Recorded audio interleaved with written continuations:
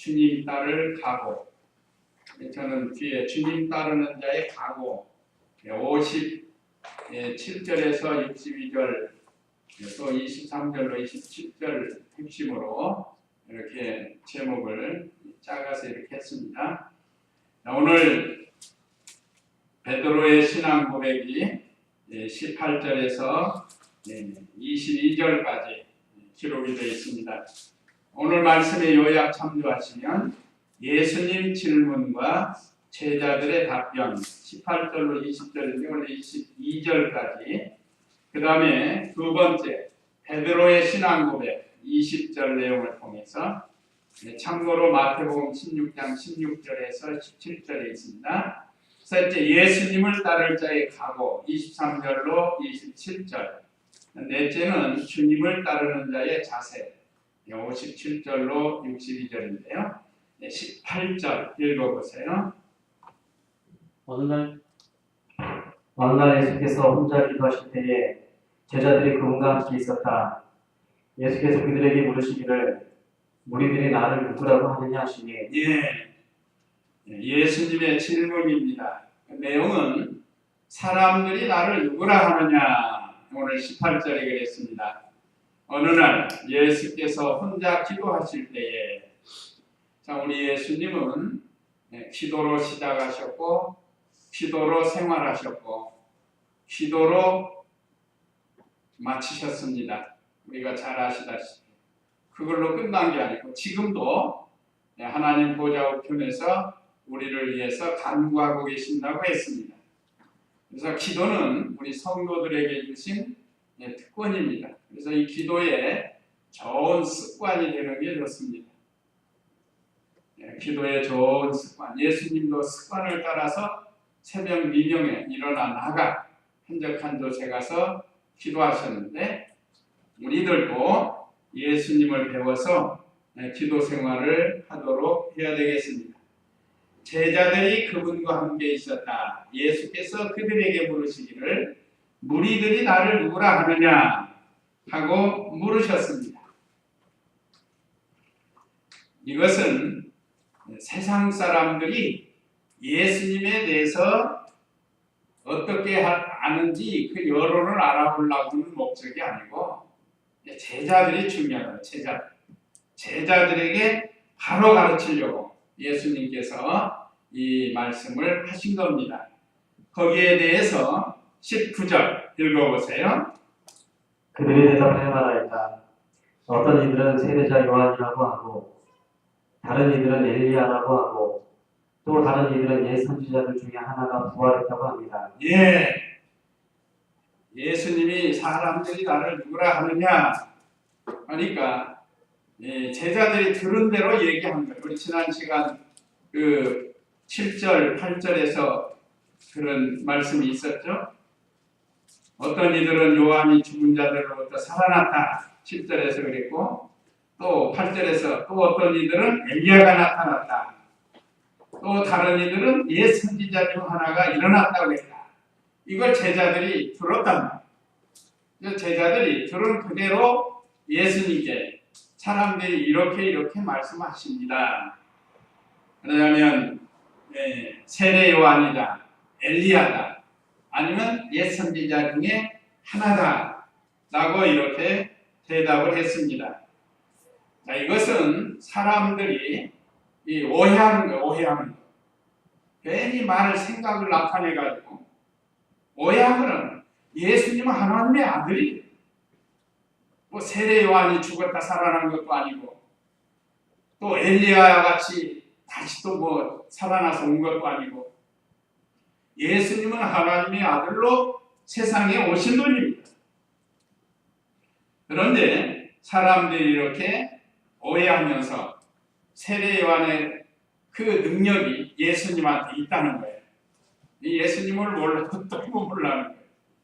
예수님은 만물을 창조하신 능력이 하나님이신데 세례 요한의 능력이 예수님께 머물고 있다, 이렇게 말하는 사람들이 있어요. 또 엘리야의 능력이 예수님께 있다. 사람들이 이렇게 말한다. 이것은 오해입니다. 그것도 다 이유가 있어요. 우리가 이단도 나오는 것도 다 이유가 있어요. 하나님 말씀을 가지고 이단이 나오는 거니까. 그러면 왜 엘리야라고 하는가? 한번 말라기 4장 5절 말씀, 구약성경 1173쪽입니다. 말라기 4장 5절 말씀 한번 읽어보세요. 보아라, 여호와의 크고 두려운 날이 이르기 전에 내가 너희에게 선지자 엘리야를 보낼 것이다. 예, 이미 엘리야는 죽었어요. 주전 700년 또는 700년 전 선지자인데 벌써 죽었어요. 이게 말라기서는 이제 구약성경 맨 마지막 부분인데, 근데 이미 이 성경의 예언이 이런 말씀이 있으니까 엘리야가 살아서 왔다는 거예요. 그래서 예수님을 엘리야로 생각하는 거예요. 그러니까 이 구약 성경에 있는 말씀을 오해한 겁니다. 5절 다시 보면 보아라, 여호와의 크고 두려운 날이 이르기 전에, 여기 여호와의 크고 두려운 날은 예수 그리스도께서 오시는 날이에요. 초림도 그리스도가 오신 날이고 재림도 그리스도가 오실 날입니다. 이걸 다 가르치는 거예요. 자, 우리 주님이 오시는 날은 크고 두려운 날입니다. 특별히 재림하시는 날은 크고 두려운 날이에요. 세상 심판하러 오시니까. 내가 너희에게 선지자 엘리야를 보낼 것이다. 이 말씀이 실제로 세례 요한에게 적용이 된 거예요. 그러니까 엘리야의 심령을 가지고 온 겁니다. 엘리야와 같은 능력을 가지고 온 거죠. 엘리야가 세례 요한이 되거나 엘리야가 예수님이 되거나 그거는 아니에요. 이건 윤회설에서 있을 법한 얘기입니다. 윤회설 하잖아요. 죽었다가 뭐 다른 걸로 온다는 거예요. 뭐 짐승으로도 오기로 하고 사람으로도 오기로 하고. 그런데 윤회설 그렇지 않습니다. 하나님 말씀에 맞지 않는 얘기예요. 그러니까 사람들이 이렇게 오해를 한 거예요. 예수님이 하시는 일이 크고 놀라운 일을 많이 하시니까. 그 다음에 세 번째는 옛 선지자 중에 한 사람이라는 거예요. 이것은 예수님을 구약시대 훌륭한 선지자 중 선지자와 같은 한 분이라고 생각을 했습니다.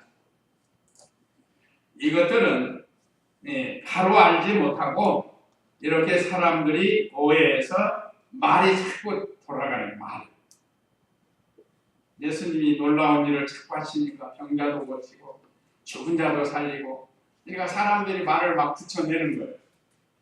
이 이단의 괴수도 그렇습니다. 뭐 좀 하면 자기가 예수님 자리까지 나가는 거예요. 그래서 예수님께 또 하나님께 돌려야 할 영광을 자기가 가르치는 겁니다. 그래서 사람들이 이렇게 말하고 있습니다 하고 예수님께 보고를 했어요. 그러니까 20절 읽어보세요. 예수께서 그들에게 말씀하시기를 그러면 너희는 나를 누구라고 하느냐 하시니 베드로가 대답하여 말하기를 하나님의 그리스도이십니다 라고 하였다. 예, 이제 중요한 게 이거예요. 너희는 나를 누구라 하느냐. 그러니까 무슨 뭐 사람들의 여론이 궁금해서 여론 수렴하려고 한 게 아니고 예수님을 바로 예수님이 제자들을 바로 가르쳐 주기 위해서 이렇게 말씀을 하신 겁니다. 20절 다시 보면 예수께서 그들에게 말씀하시기를 그러면 너희는 나를 누구라 하느냐. 그러면은 사람들은 이렇게 엘리야다, 세례 요한이다, 옛 선지자 중에 하나라고 말을 하고 있는데 문제는 너희는 나를 누구라 하느냐. 오늘 우리 성도님들은 예수님을 누구라 하죠? 예수님을 누구라고 해요? 베드로처럼 하면 돼요. 여기보다 마태복음 16장 16절이 이제 좀 더 자세히 기록이 됐는데 한번 마태복음 16장 16절 다 같이 한번 읽어보겠습니다. 뜻을 생각하시면서 16, 17절을 읽어보겠습니다. 시작.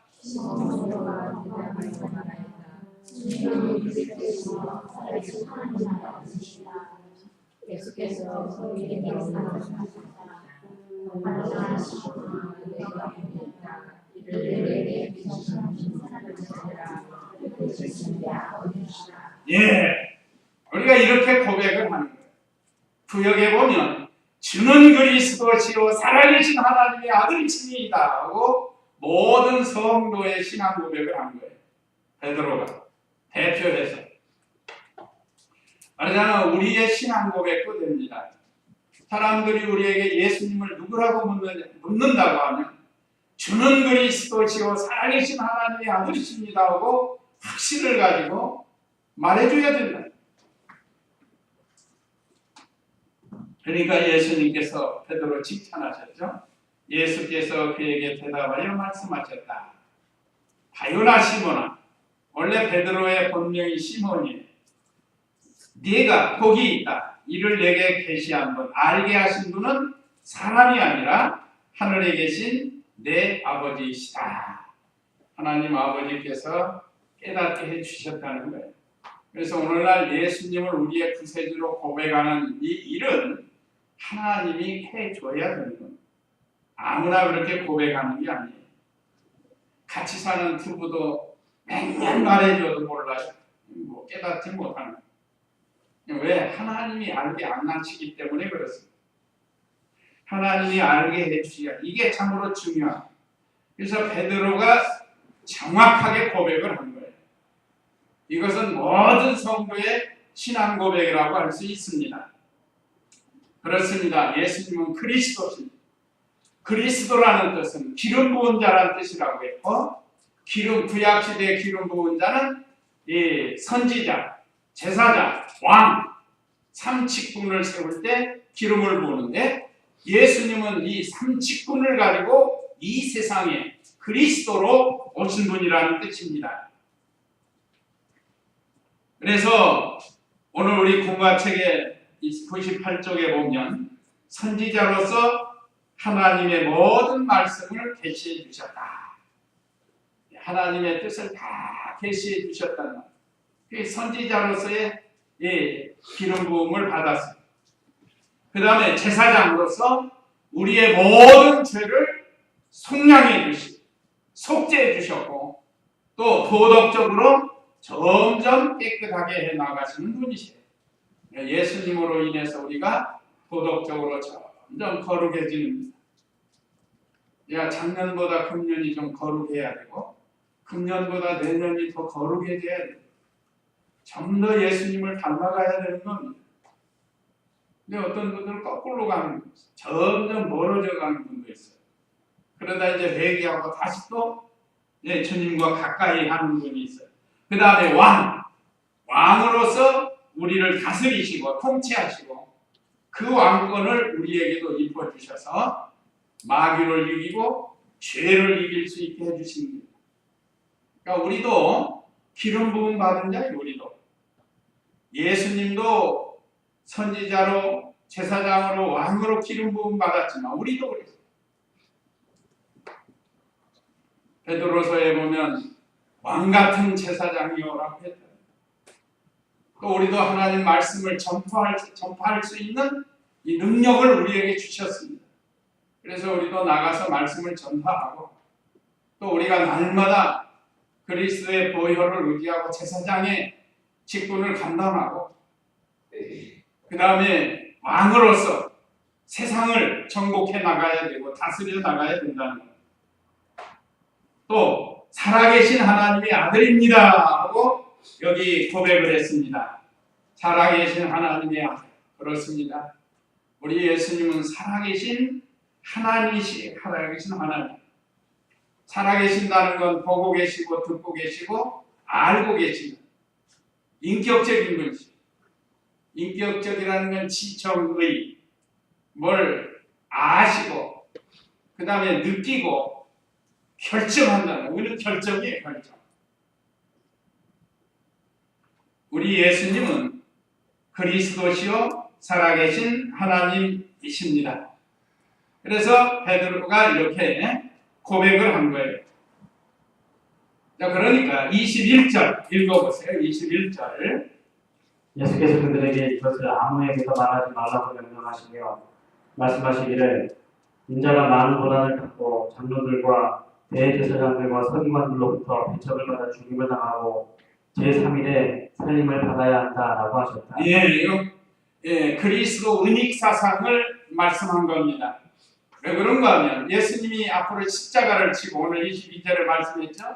앞으로 인자가 많은 고난을 받고 장로들과 대제사장들과 서기관들로부터 배척을 받아 죽임을 당하고 예수님은 다 아셔요.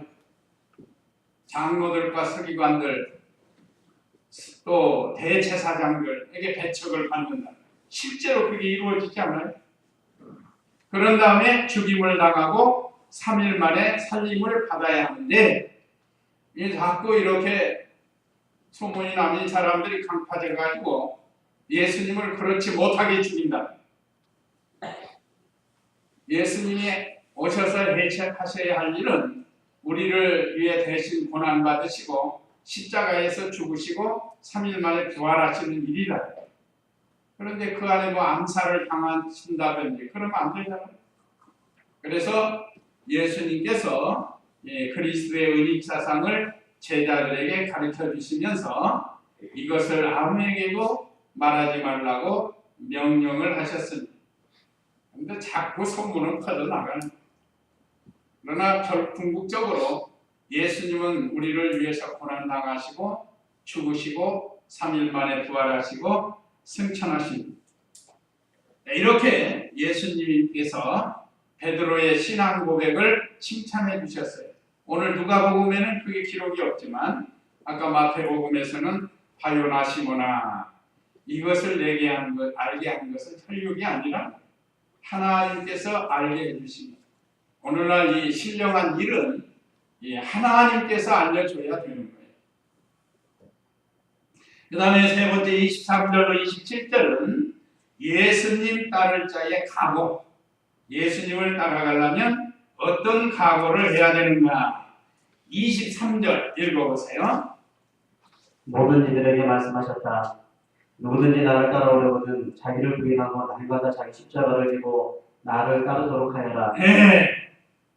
자기를 부인하고 자기 십자가를 지고 예수님을 따르라고 했습니다. 공과책에는 자기를 부인할 것, 두 번째가 자기 십자가를 질 것 이렇게 나오는데 하나로 합해서 자기를 부인하고 자기 십자가를 지고 따라가는 그 일을 하라는 겁니다. 자, 모든 이들에게 말씀하셨다. 누구든지 나를 따라오거든 자기를 부인하고, 이것은 자기 생각, 자기 뜻대로 믿는 생활 하지 말라는 거예요. 우리의 표준은 예수님과 하나님의 말씀이 우리의 신앙의 표준입니다. 자기 생각, 자기 뜻대로 하는 사람이 더러더러 있어요. 그래서 예수님이 그걸 아시고 이 말씀을 주신 겁니다. 우리 이병규 목사님 무효콩이라는 말씀 많이 해요. 주님 따라갈 때 나는 아무것도 하는 거 없이 무효콩이 되어서 주님을 따라가는. 그래서 주님의 말씀을 그대로 받아가지고 그대로 믿고 순종하는 것이 자기를 부인하는 일이고, 또 십자가를 친다. 십자가는 고난이에요, 고난. 반드시 십자가와 같은 고난이 따르게 되어 있습니다. 때로는 욕을 먹기도 하고 또 배척을 당하기도 하고 척전하기도 하고, 그것뿐 아니에요. 내맞기도 하고 목에 갇히기도 하고 그 다음에 나중에는 죽이기까지 해요. 이게 고난입니다. 자기 십자가예요. 그래서 우리 성도들도 나름대로 믿음 지키다가 십자가 지고 가는 성도들이 있어요. 어떤 사람 때문에 십자가가 있고 어떤 분 물질 때문에 십자가가 있고, 근데 그 십자가를 지고 잘 따라가야 돼요.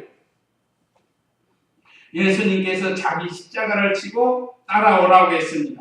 다시 말하면 주님을 따라갈 때 어떤 고난이 와도 그걸 각오하고 따라가라는 거예요. 고난이 올 때 이것은 당연한 줄 알아요. 자, 제일 많이 고난 당하신 분이 누구죠? 예수님이에요. 예수님. 예수님도 하나님 말씀 따르기 위해서 온갖 고난 다 당하셨잖아요. 침뱉음 당하고 뺨 맞고 멸시천대 다 받고 정신적 육체적 고난 다 받으셨다. 근데 우리는 어떠지? 조금만 오면 그냥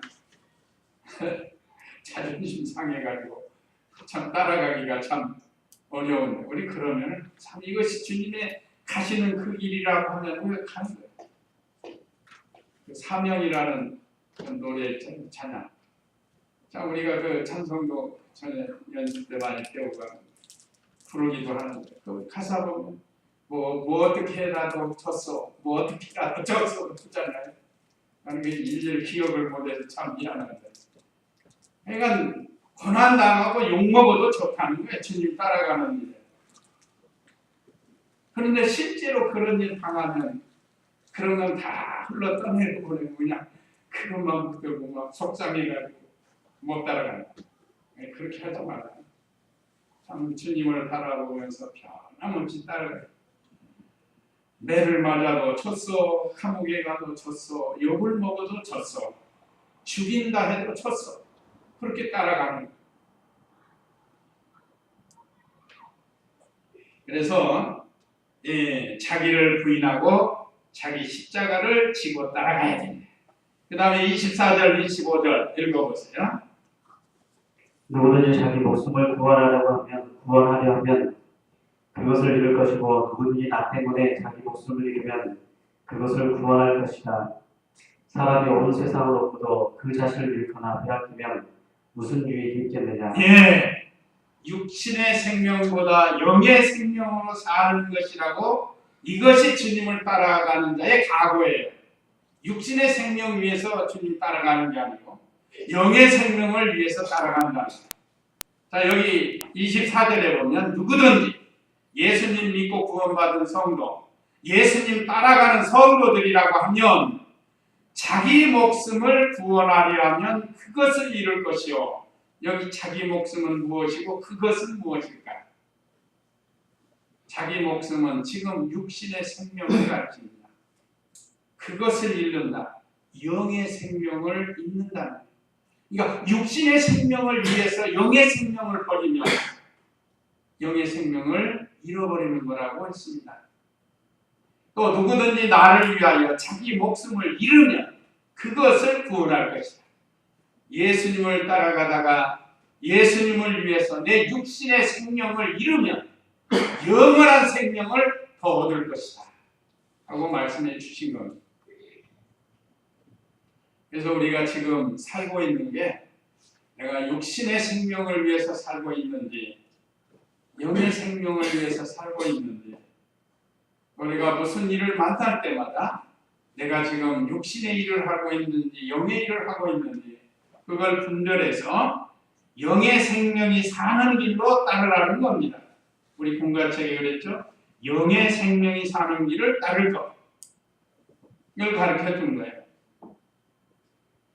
우리가 육신의 것을 소유하려고 하다 보면 영의 것을 잃어버릴 때가 있다는 것. 이건 실제로 우리 신앙생활에서 많이 경험이 되는 겁니다. 그러니까 우리의 육신의 생명까지 내어놓고 육신의 생명이 얼마나 중요해요. 그 다음에 그 뒤에 거는 좀 허접한 거예요. 생명이 중요한데, 생명이 제일 중요한 건데 우리가 육신의 생명보다 영의 생명을 위해서 살아야 된다. 우리가 가는 길은 영생의 길입니다. 영원한 생명이 어떤 환난이 와도 예수님만 바라보고 잘 따라가는 것이 영의 생명 길로 걸어가는 것, 영의 생명으로 사는 것입니다. 그래서 신앙의 선진들 보면 육신의 생명을 버리고 주님을 따라간 일꾼들은 참 많아요. 구약시대에도 그런 사람 많고 신약시대에도 많고 우리나라에도 있어요. 많이 있습니다. 순교자 기념관 가보면 얼마나 많은 사람이 주님을 따라가다가 순교했는, 가끔 말씀하시는 그 배추달 집사로부터 시작해서 배추달 집사가 여기 경상도에 거창인가 사는 성도래. 주일날 뭐 일 시키고 마당 쓸어라. 주일이라 못하면 짐 지고 가라. 주일이라 못하면 다른 날 같으면 헐픈 날, 게 다른 날 같아. 뭐 세 가지. 근데 안 한 거예요. 그러니까 죽였다고 한 거예요. 왜 숨겨다한 거야? 집사가. 우리가 잘 아는 손양원 목사님, 공산당에게 순교당하고, 추기철 목사님은 일본 사람들에게 순교당하고.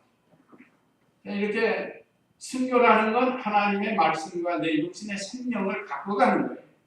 그러면 그 영의 생명이 더 잘 되는 거예요. 가끔 하죠. 살면 좋고 죽으면 더 좋고. 그런 생각이 아니면 순교 못해요. 사는 게 더 좋은데 어떻게 주를 위해서 죽겠어요? 한번 생각하면서 하겠습니다. 내가 살면 좋고 죽으면 더 좋고 하세요. 살면 좋고 죽으면 더 좋고, 더 좋고. 하루에 이 세상에서 하루가 길면 천국에서 하루가 짧아지고, 이 세상에서 하루 짧으면 천국에서 하루가 길어진다. 그래서 살면 좋고 살아도 좋고, 그러니까 우리는 양통신앙이라고 해요. 살아도 좋고 죽으면 더 좋다. 비유로 말하면 그 쓰러져가는 초가집에서 살다가 아파트로 이사 가는데 그 7월 사람이 어디 있어요? 뭐 25평짜리 새로 지은 현대식 아파트로 그 쓰러져가는 시골 그 초가집에서 살다가 그 물 떼고 불 떼서 밥해 먹고 물 기르다가 밥해 먹고 얼마나 불편해. 그러다가 아파트로 간다. 아파트 가면 불 뗄 것도 없고 그냥 치기만 하면 나오는 거예요. 틀기만 하면 나오고 너무 좋잖아요. 비유로 그런 거예요. 우리가 이 세상은 초가집과 같고 우리가 가는 하늘나라는 현대식 아파트와 같은 곳이에요. 그래서 언제나 살면 좋고 죽으면 더 좋고, 그래서 자기 십자가를 지고 육신의 생명보다 영의 생명으로 살기를 힘쓰는 그런 우리가 되라고 예수님께서 가르쳐주고 있습니다. 그 다음에 26, 27절 읽어보세요. 누구든지 나와 내 말을 부끄러워하면 인자도 자신의 영광과 아버지와 거룩한 천사들의 영광 가운데 올 때에 그를 부끄러워할 것이다. 그러나 내가 진정으로 너희에게 말한다. 여기에 서 있는 자들 중에서 어떤 이들은 하나님 나라를 보기 전에는 결코 죽음을 맛보지 않을 것이다. 예수님 재림 때 영광을 받으라고 가르쳐 주셨습니다. 다음 여기 누구든지 26절에 나와 내 말을 부끄러워하면 인자로 자신의 영광과 아버지와 거룩한 천사들의 영광 가운데 올 때에, 이건 재림입니다. 재림. 우리가 데살로니가는 4장에 있잖아요. 하나님의 나팔과 주의 호령과 천사장의 소리로, 이게 내용이 그거예요. 그렇게 오신다는 주님이 재림하신다는 거예요.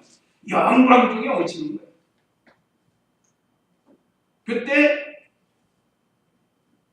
부끄러워한 사람은 부끄러움을 당할 것이다 그랬습니다. 지금도 예수님 믿는 사람들 부끄러워하는 사람이 있어요.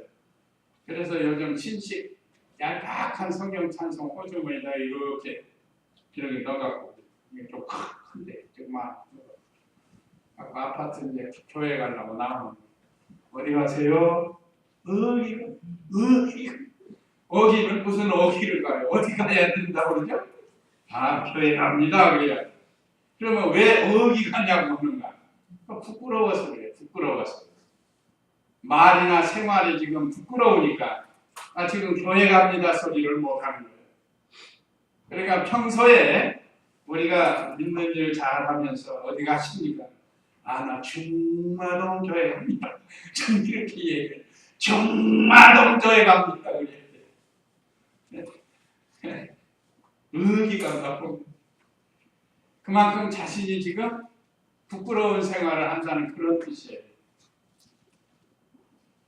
그러면서 한 걸음 더 나가서 신앙생활 안 하시면 나하고 같이 예수님 믿고 교회 갑시다. 한 번 더 하면 더 좋잖아요. 복음 전하고. 어디 가세요? 안 묻는 것보다 묻는 게 더 좋잖아요. 나 지금 교회 가는데 정말 교회 가는데 거기 가면 말씀 잘 돼요. 그래서 예수 믿읍시다. 그렇게 전도하면 얼마나 좋아.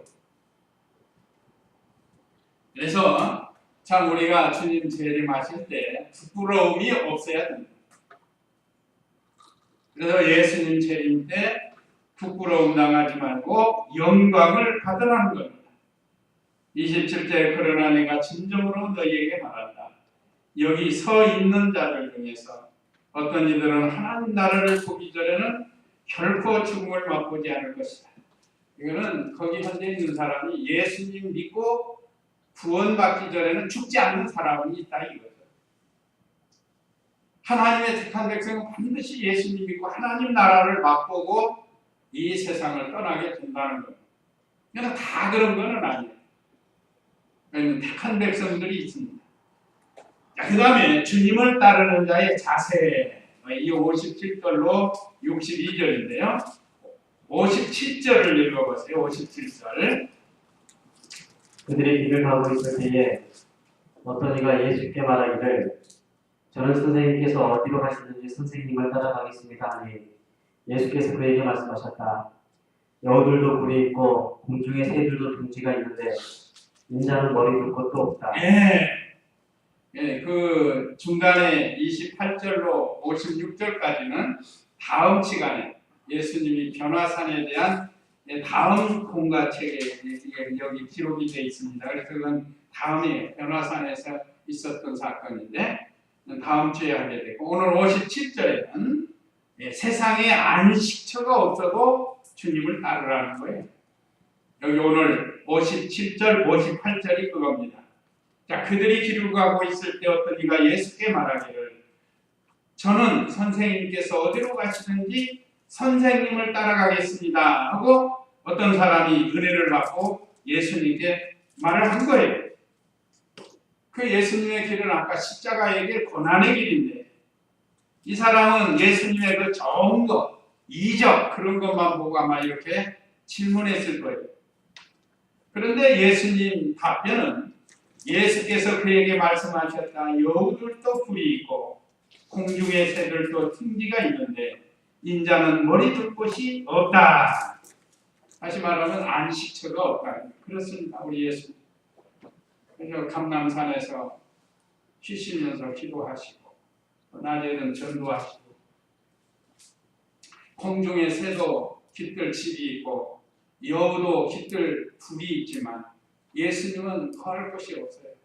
그러니까 우리가 지금 사는 게 예수님보다 훨씬 잘 살아요.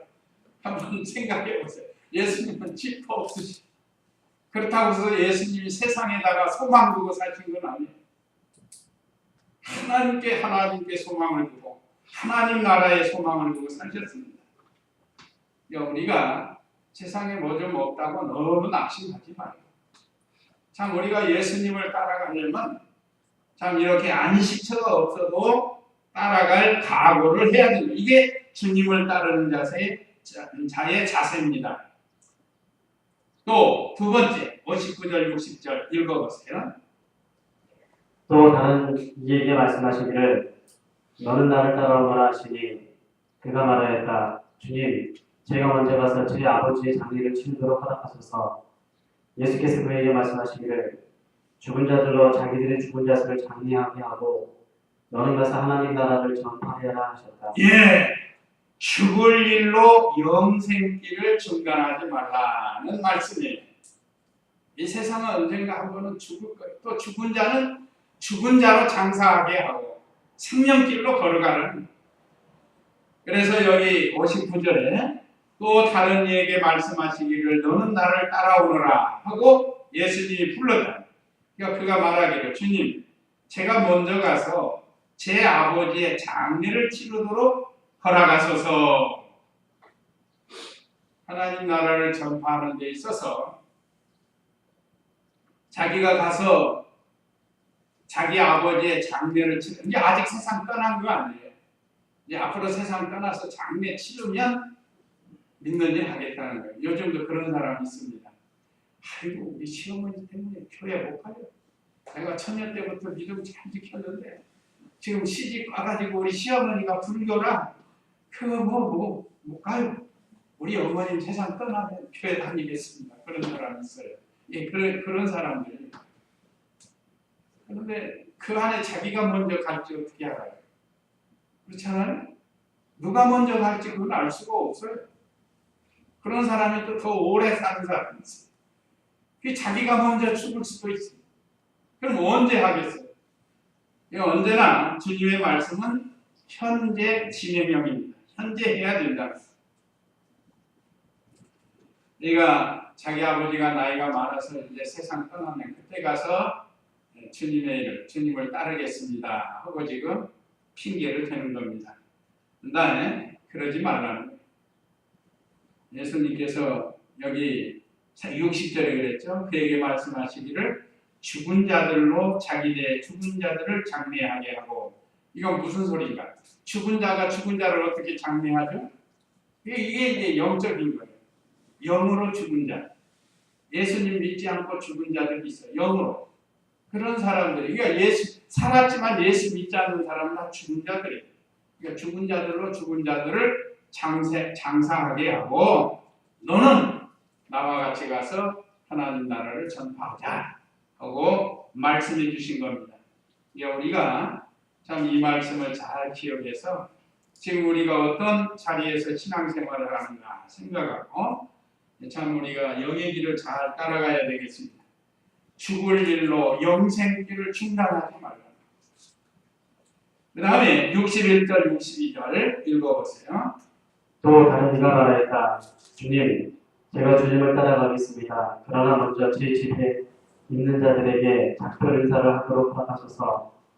예수께서 그에게 말씀하시기를 손에 쟁기를 잡고 뒤를 돌아보는 자는 아무도 하나님 나라에 합당치 않다라고 하셨다. 네, 우리 공가측에 손에 쟁기를 잡고 뒤를 돌아보지 마라. 이 사람 내용은 뭐죠? 왜 이 말씀을 하셨죠? 인정에 치우쳐서 61절에 그거예요. 또 다른 이가 말하였다. 주님, 제가 주님을 따라가겠습니다. 그런데 먼저 제 집에 있는 자들에게 작별 인사를 하도록 허락하소서 한 것은 사람 사는 것 자체를 부정하는 게 아니에요. 지금 이 사상은 오늘 여기 기록된 이 사상들은 주님보다 앞세우는 것들을 지금 말하는 거예요. 주님보다 앞세우는 것. 그거 하지 말라는 거예요. 우리가 먼저 해야 할 일은 주님 일을 하고 그 다음 일을 하라는 거예요. 그래서 인정성 때문에 예수님 따라가는 일을 중지하지 말라는 거예요. 또 세상 돌아보지 말라는 거예요. 우리가 지난 새벽에 아브라함 조카 롯의 가정을 배웠죠. 롯의 처가 돌아보지 말라고 했는데 돌아봤다. 그게 세상을 돌아보는 거예요. 돌아보는 거예요. 그러니까 뭐가 됐죠? 소금 기둥이 되고 말았어요. 그러니까 우리가 주님을 따라가다가 돌이키지 말고 돌아보지 말고 표대 대신 예수님을 바라보면서 계속해서 가면 하나님께서 선하고 복된 길로 인도해 주신다는 말씀입니다. 그래서 주님을 따르는 자의 자세는 세상에 안식처가 없어도 주님 바라보고 따라가고 또 죽을 일 때문에 생명길을 중단하지 말고 또 인정에 넘어져서 인정에 치우치거나 인정에 넘어서 믿는 일 못하는 그런 일을 하지 말라고 예수님께서 가르쳐 주셨습니다. 이제 이 말씀 우리가 다 기억하시면서 참 베드로와 같은 신앙 고백이 되기를 바라시며 기도하겠습니다. 우리 각자가 기도하시겠습니다.